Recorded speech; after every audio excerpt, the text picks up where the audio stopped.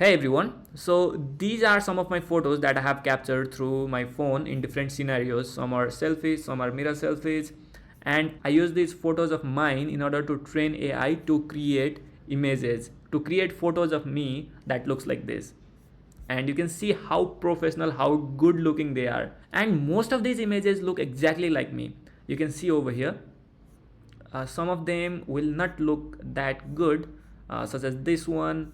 They do not look exactly like me, but most of these photos, like this one, look exactly like me. And I have been able to create these photos by using AI. And in this video, I'm going to share with you how you can train AI in your own face so that it can create your photos. So I'll just show you an example first. Okay, so I'll go to my browser, and this is the model that I have trained. Now I'll just need to add a prompt over here, and I'll run the command, and I'll get back to you after the result comes. But it will not take much time. It will take somewhere around 10 to 20 seconds in order to process this image. Okay, I think I have just selected one image. I should have done two images so that I could get two variations. Okay, but now this is the image that is created by the AI, and I created this image as a prompt to create a vibrant portrait of 25-year-old male at the Everest base camp. And this is me at the Everest base camp. Last year I went to the Sagarmatha National Park where Everest is, and I could not go to the Everest base camp, but now with AI I'm at the Everest base camp. So I'll try to create another photo with another prompt.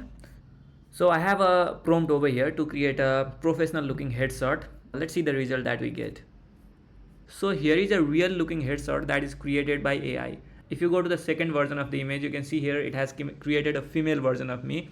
I'll also show you how you can avoid creating these false images by AI as well at the latter part of the video. For now, let me show you how you can train AI on your own images so that it can create images using the text to image prompt easily. In order to train the AI on your images, you will need to use this Flux Dev LoRa trainer. First, you will need to get ready some of your photos. I gathered around 50 photos, but this amount of photos was not necessary. There are people who are getting very good results even with 5 to 10 photos only. So I suggest you to get somewhere around 10 to 20 photos of you in different conditions, different angles, different lighting, so that the AI can create images in different conditions accurately as well. Once you have all of your images gathered in a particular folder, you will need to zip that folder. You will need to compress that folder, and it will be created as a zip. Now you will need to upload this zip file to the LoRa trainer. This is the LoRa trainer over here. I'll provide the link in the description. Flux Dev LoRa trainer.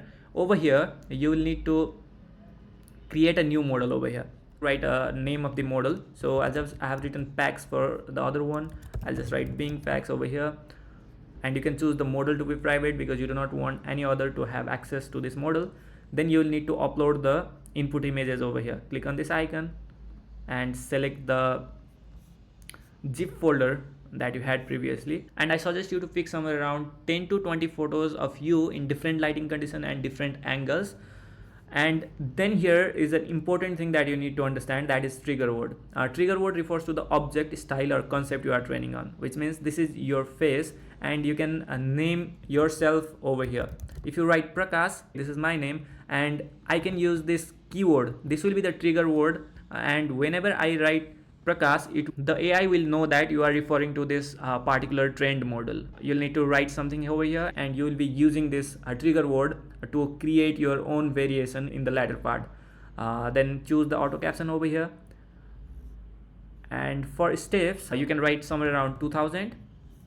There are some other videos as well where they will ask you to create a Hugging Face repo ID, and you will need to add Hugging Face token as well, but I don't think it is necessary because you will be running this model right into Replicate. Even if you want to add to Hugging Face, you can directly download this model from here and upload it there, so you don't need to do anything. Then at last you will need to go down and click on create training. You do not need to change anything over here. And to create training, you will need to add your credit card details. If you do not have one, then you won't be able to run this model because it requires a lot of resources. It is using the most powerful GPU available, and it still takes somewhere around 30 to 50 minutes to train this model. There are different pricing for different model. When I trained my model, it cost me around $2.3. Once you add all of your payment details, Replicate will deduct $1 from your payment system in order to verify that your credit card is working, and after that it will start to train your model, and it will take somewhere around 30 minutes, minimum of 30 minutes in order to train your model. And after you have finished training, you will need to come to Replicate again. You can close this tab or leave your computer, and you can come back later. After the training is finished, you can see the trained model on your profile. You can go to the homepage of LoRa once you are signed up, and over here there's the model section, and you have this model, the model that you created. We have this private, updated 18 hours ago, and I have run this 28 times. Okay, now here is where you need to paste the prompt. While writing a prompt, first you will need to write the trigger word that you specified previously, and then you will need to write the prompt for the text to speech. Photorealistic image, 25-year-old male. I'll just write a prompt over here to create a sad face of me. Let's see if it is able to create one or not. 25-year-old male, sad expression, and dissatisfied. So in order to create a good prompt, you can go to other language models like Cloud or ChatGPT. So I'll just copy this and go to Cloud and tell it to create a better version of it. I've just given it a question. Let's see. Now I'll just copy this, close this, and add the prompt over here. I'll just write the trigger word, and I'll just add the negative prompt in case it again creates a female version of me. Okay, female, woman, a girl, etc. Feminine. Okay, young man in his 20s, sharply defined features, downturned eyes showing weariness. Let's try to run this, and I'll also try to create two images so that I have different version, and output format will be PNG. Number of outputs will be 2. And there are many other settings that you can change, such as you can input image for image to image or in printing mode, or you can also use mask file. Now I'll just click on run.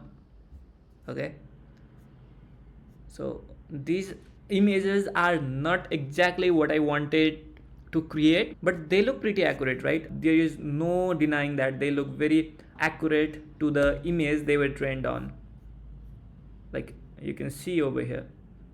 So I'll just download these and save these because they will be lost after you refresh this page. One thing that I need to talk about is the pricing. Okay, I'll just go to billing over here and show you the total uses that I have done. That is around $4. Okay, that is around $5. $2.50 it was for training the LoRa model, and after that each photo that you generate will cost somewhere around 2 cents, 3 cents, or sometimes 4 cents. And I have created around 30 photos up to now, so it has cost me $5. The same thing if you have to do on other sites like Photo AI or others, it will cost you tons and tons of money. Photo AI is one of the very good site for creating these kind of photos. But let's see the pricing over here. You can see here with $9 you will only be able to create 100 AI photos, and just with $2 I have been able to create 30 photos. So I'll just close this. So this is really cool. I mean, you can train AI on your own images and create images that looks exactly like you. This can be helpful in many use cases, such as you can create profile pictures, headshots for LinkedIn. You can create a picture of you traveling somewhere and post it on social media and boast about it. There are many use cases, but just don't go the negative or illegal way. That should be pretty well known. I really love this. I'll be using this in order to create a few photos of me so that I can use it on thumbnail regularly. And instead of me needing professional camera and all that shit, I can just use AI and create whatever I want. If you are concerned about the pricing and if you want to see if it is possible to run this model locally, I try to run it locally by using Draw Things, and I don't know what the other application is. It is Diffusion V. And the images created were horrible. Okay, so this is one image that looks very far from what I look like, and these are some other images. I don't know, maybe I have done something wrong. And also this is like 256 by 256 pixels size, because if you want to create 1024 by 1024 image on my MacBook M2 Pro, it will take somewhere around 5 to 10 minutes just to create one image, compared to the 20 seconds with a crisp quality that you can create on Replicate. I hope you guys found something useful and will use, or at least try to use these AI models in order to create images, your own images, and post around your friends or something like that. I'll be mainly using this for thumbnails and profile pictures across social media. So I hope you found a great value. If you found value, please don't forget to like the video and subscribe to the channel, because I'll be coming with some really cool AI related videos and the real application of AI, how you can implement AI in real life and how you can benefit from it. Thank you for watching. Have a great time. Bye.